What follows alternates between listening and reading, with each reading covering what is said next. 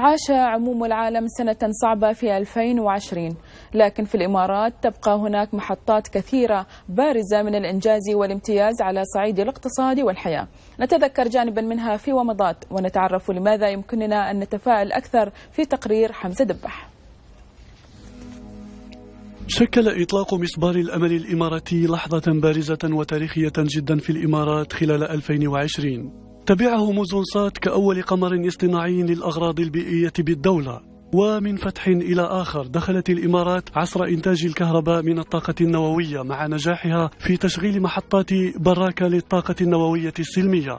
يكون منطقيا بالتالي أن تقفز تلك الفتوحات وغيرها بتنافسية الدولة. تصدرت الإمارات شرق أوسطيا في تقرير التنافسية العالمي مع مرتبة عالمية تاسعة.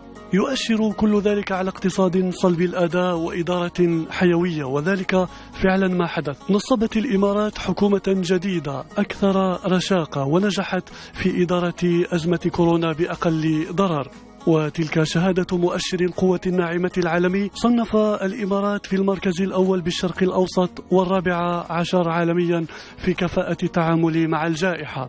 كل شيء يحدث بسبب حصل الاقتصاد على جرعات تحفيز قوية، بينها دعم المصرف المركزي بقيمة 100 مليار درهم وغيرها من حزم الدعم الحكومي عبر الدولة.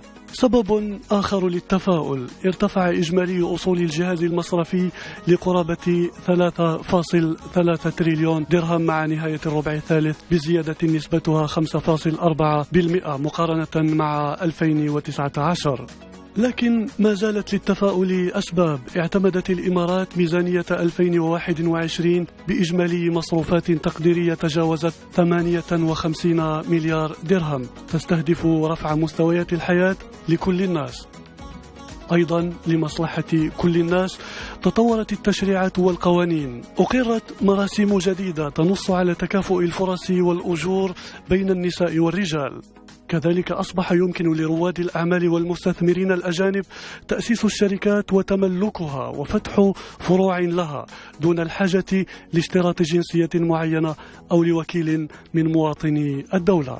ثم يمكن أن نتفائل أكثر ببشائر اكتشافات ضخمة في مجالي النفط والغاز، أحدها مكمن جديد للغاز بين سيح السديرة وجبل علي بمخزون يناهز 80 تريليون قدم مكعب، وآخر نفطي في مناطق برية بمقدار حوالي 22 مليار برميل.